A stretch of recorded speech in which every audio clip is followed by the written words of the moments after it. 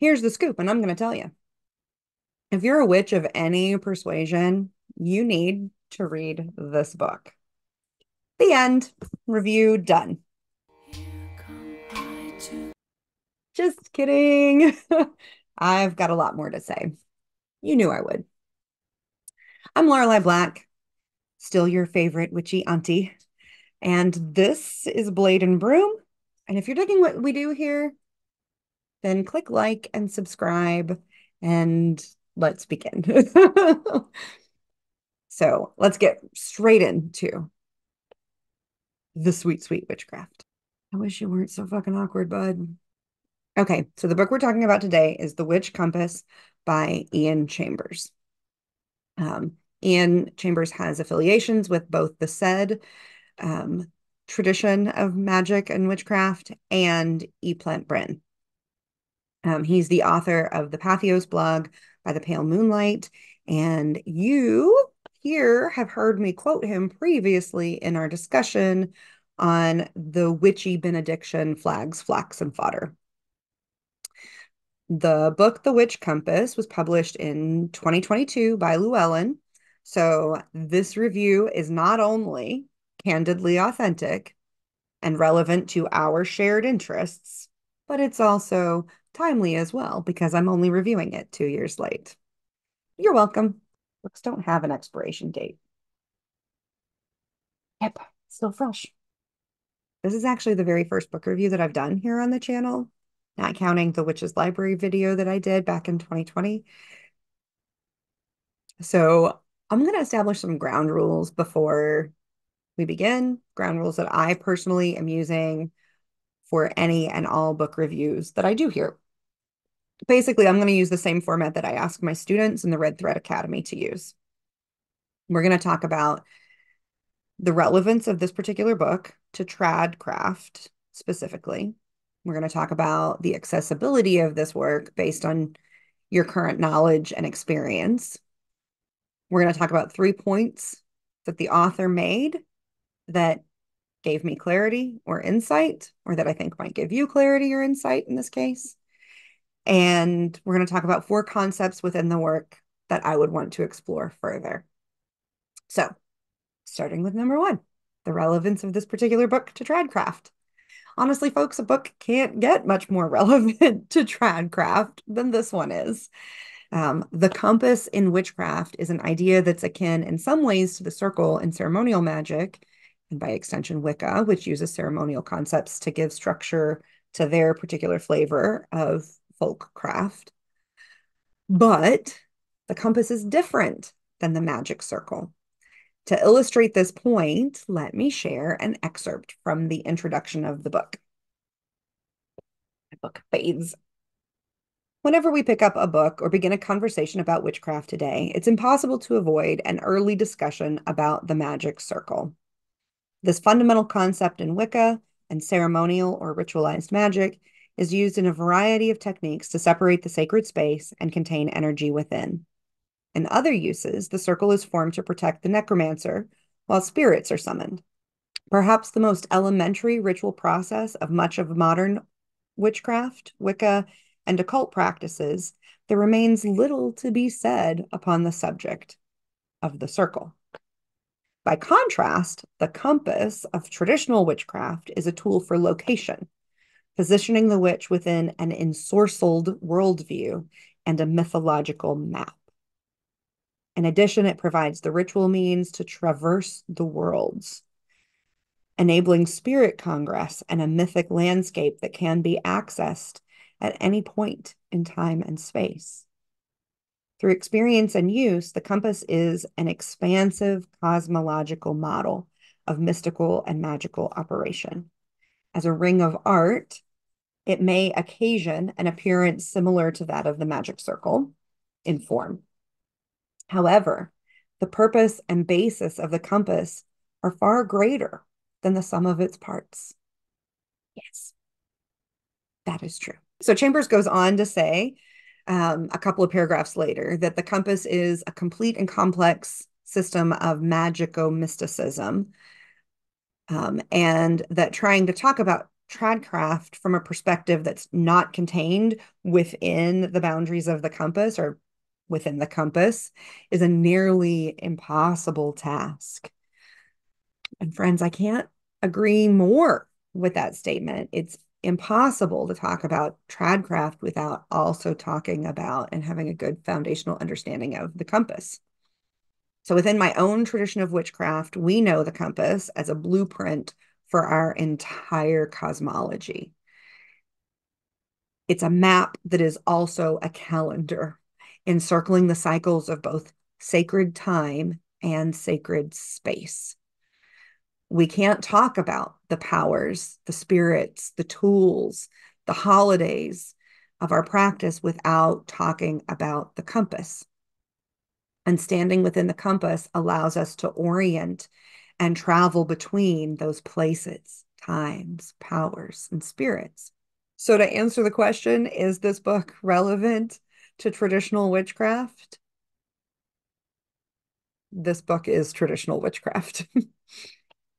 Um, but I would go on to say that this book is so well researched and well crafted that I feel that it would also make a really great resource for Wiccans and other modern witches, as well as for ritualists and ceremonialists from other magical orders and traditions, just as a place of reference and knowledge, if nothing else, even if they're not putting it into practice.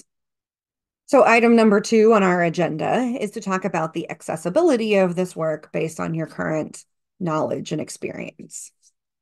I found this book and its content to be very accessible, but I have the advantage of having practiced and studied tradcraft since 1998. And I have one of those delicious neurospicy brains. Hello, autism and ADHD, which means that I have what we call special interests. I don't give a shit about trains or dinosaurs.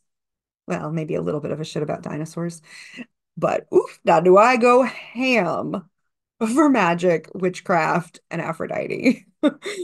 So I may not be the best judge of what's accessible for like beginning trad crafters, but I found it very accessible.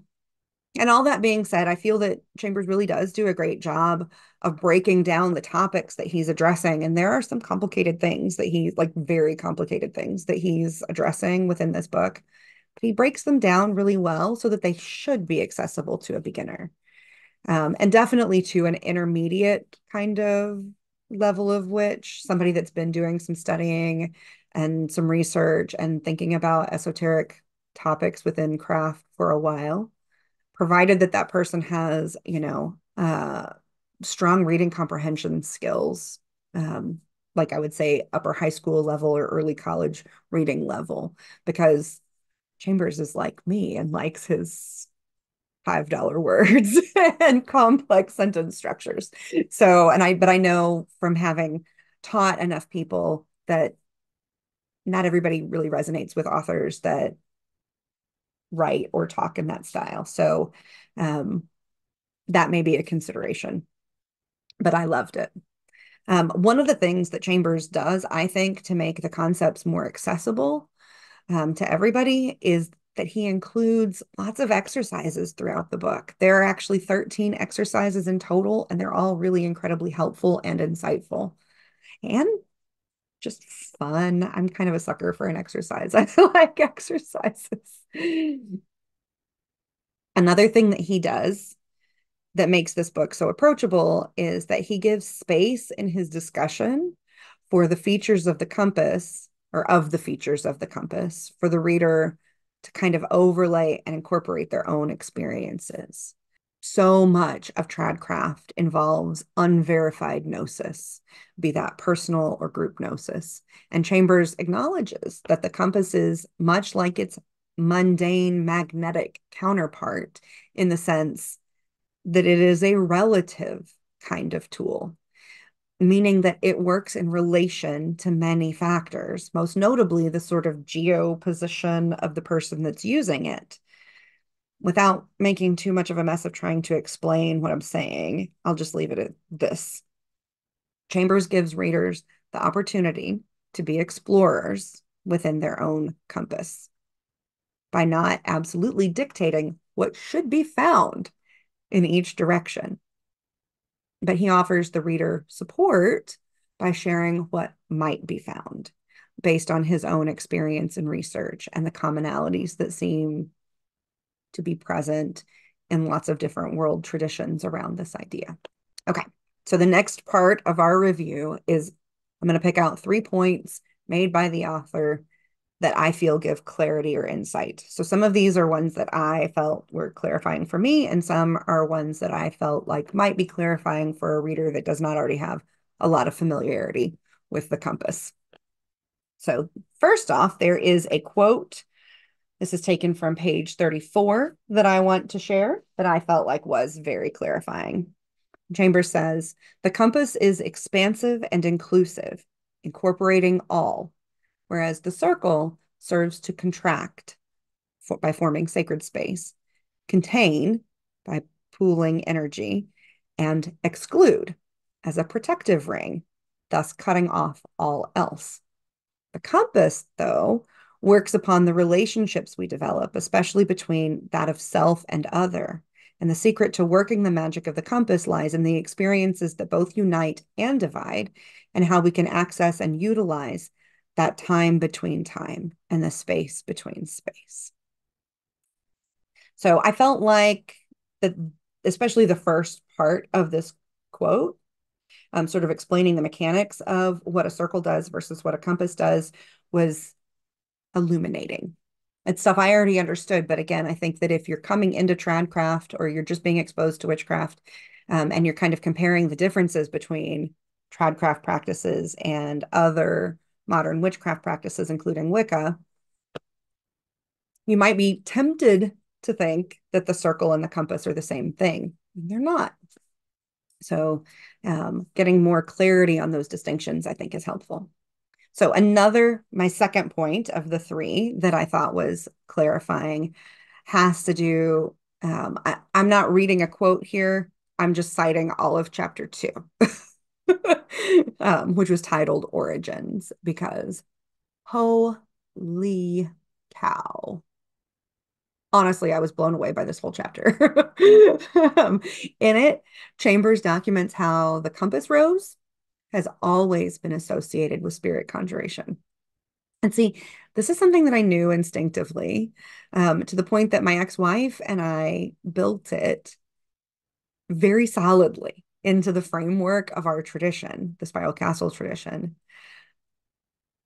But I'd never known it in an overt, look at this connection kind of way, right? It's not something that I'd ever voiced or been able to even conceptualize in verbal ways, which is almost ironic because when you peek into the structure of our cosmology within the Castle trad, you'd think it would have had to be like super intentional on our part. Um, I mean, we realized the overlay of the compass with the year wheel pretty early on, which is a feature you frankly don't see discussed that much by anybody. That idea of the year wheel and the compass occupying the same paradigm, um, bringing time and space kind of together in this. Ooh, we could get into like Merkaba, this like vehicle that travels between time and space. Okay. So naturally, as a feature of that overlay, the great powers of our tradition just very naturally took up their positions at the four cardinal directions with their, we'll call them lieutenants, at the cross quarters, and a whole host of plant and animal spirit allies located at all of the different directional marks. And in this way, our calendar is accessed within our space by the compass. And I can't really put it into good, succinct words. This book does such a good job of it, though. And Chambers goes on to share really throughout the whole book how this feature of the compass relates to spirit conjuration and communication. And I was already doing it and teaching others to do it without the conscious connection. So I just am really grateful and I found a lot of clarity there in what Ian Chambers had written on that subject. Just mind blown. Okay, and the third and final sort of insight or clarity that I'm going to share comes from page 160. The proto-myth of the divine twins echoes then throughout the witch compass and is inflected and inferred upon every aspect. Hence, the magic of polarity is a fundamental part of the flux and reflux of the traditional mechanism of this technology. I love how elegantly that this is stated. When my ex and I created our traditions compass, or it's probably more accurate to say when we defined and refined our understanding of the compass, because really we both felt like we were simply recognizing and naming something true that the powers and spirits had laid out for us. So when we were in that process, it was very clear to us that the compass operated on a magnetic sort of scheme, dark and light, life and death. They stand as beacons or even as energy generators that operate on a polarity in complement with each other, not in competition. They're not enemies, light and dark. They're not necessarily rivals. They're just opposites, both of which are needed and honored. So I felt like Chambers' explanation of this concept could be very clarifying for a witch who is grappling with the differences between the compass of tradcraft and the magic circle of so many other systems, like most other systems. Okay, so we're moving on to the four concepts within this work that I want to explore further. So this is a little bit more personal. You might have entirely different concepts that you would want to dig into, but these were things that um, will extend my own sort of knowledge and practice and experience, right? The first one is the 9 knots charm. So beginning on page 97 in the book, Chambers elucidates the 9 knots charm. It's a witch's ladder, and what he describes is often the knotted cord that witches wear during their workings. So sometimes this is given at initiation, sometimes it's created by the witch in a different way. But I absolutely love ladders and cords, and I've done a couple of different videos about them, which I'll link, in the description for you if you also love them or just want to know more about them, if that's maybe not something that you know that much about. But the particular variation that Chambers is sharing is one that I have not done. I have not used it before, and I would like to. So I plan on doing some working with that to see how that feels and what it reveals for me. The second uh, topic that I would like to explore further has to do with daily adorations. So there's an exercise that begins on page 141. And Chambers did a thing that I love to do. He took a staple ritual of ceremonial magic and reworked it from a tradcraft perspective. You guys remember that witches LBRP that I did a while back? Um, it's like that, right? I'll link that one in the description as well. So in this particular case, Chambers transformed Liber Resh, or more accurately, Liber CC Resh Vel Helios, which is a ritual practice that was written by Aleister Crowley that's commonly used by members of the Ordo Templi Orientis, the OTO, and also of the sister organization, or one of the sister organizations for the OTO, the Astrum Argentum, or the Silver Star, the AA.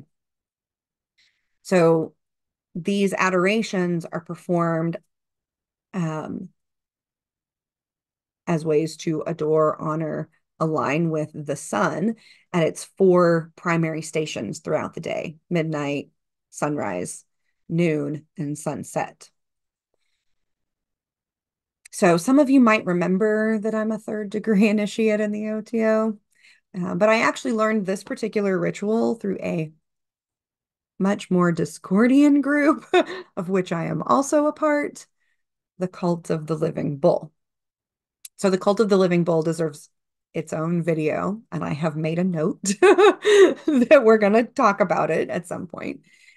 But the short version is that the Cult of the Living Bull is a Discordian tradition that sprung up around the folks at pagan festivals who build, maintain, and support the big bonfires. These folks are often collectively called Fire Tribe. Sometimes there are Y's involved in the spelling of Fire Tribe. So because I am a member of Fire Tribe, we are particularly predominant on the East Coast and in the Midwest, having been birthed at Brushwood Folkloric Center in New York and then carried back to smaller venues throughout the Midwest and the Mid-South, like Midian, the event space that I helped establish in Southern Indiana. And we'll talk more about all of that later. But all of that is to say that I already had a familiarity with Libra Resh, and I've performed it often. And I really resonated with Chambers' idea to rework it in a witchy context. And while I really like the version that he's written, it doesn't quite line up with my experience of the compass and who's exactly stationed where. So I think I'm going to rework it for my own tradition and my personal practice. And then I'll share it because that's what I do. Idea number 3 that I want to get more involved with or explore in more depth has to do with a concept that comes up in chapter 7. So in chapter 7, Chambers provides some exercises for laying the compass and for ensorceling the witch's compass. And although I have methods that I use and that work very well, have been what I've done for decades, I really like having multiple ways of doing things. And so I plan to explore those exercises in some more depth and to use them like on a consistent basis to sort of see what feels different and what I like and what happens differently. Like, do things manifest differently if I do that? And the very last point that I would like to do some further exploration on actually goes back to chapter 2. There are several devices and designs that Chambers shows and talks about that we might call forerunners to the compass rose. So the Leupen compass, and I don't know if I'm pronouncing that correctly because I've only seen it in print, but I'll write it on the screen. The Leupen compass, which is inextricably linked to the practice of feng shui, is one of them. The Etruscan compass model is another one. And then of particular interest to me personally is the sphere of life and death, which looks something like a roulette wheel to me. And when I was struck with the realization that it reminded me strongly of the roulette wheel, I got a little tickle in my brain that compelled me to immediately go on a Google deep dive. Hello, autism and ADHD. And in that dive, what I discovered is that roulette means little wheel in French, but that the roulette wheel is also sometimes colloquially called the devil's wheel. And its numbers, which are either 0 through 36 or 00 through 36, add up to the sum total 666. So I know from some of my Kabbalistic, numerological, and astrological studies that the number 666 is associated with the sun. And given how linked the sun and the compass are, I just want to dig a little bit deeper into those connections and see what else I might discover. So, note to self, add 666 to our video topic list. Talk about how Crowley always called Megatherion, or the Great Beast, by the nickname My Little Sunshine. And we'll talk about that on a different day. So all in all, to sum up, I highly recommend this book to literally any trad crafter, period. And I also recommend it to other witches and magicians who are interested in learning some alternative and slash or intersectional mechanics and metaphysics related to sacred space and sacred time. I've posted a link for you in the description box down below for this book because I'm helpful like that. And that's all I have to say about that for today, friends. Have you read this book? I can't wait to hear your thoughts on it. Do you have questions? Do you have comments? Post down in the comments anything that you would like to dig into a little bit more about this particular book. And if you found today's chat useful, encouraging, thought-provoking, inspiring, funny, or just entertaining, then please bless me with the magic of the like button. Help me feed that algorithm. And tell your witchy friends that there's good stuff happening over here at Blade and Broom. I'll see you next week. But if you can't wait that long, then check out the next video that's popping up. Bye, friends.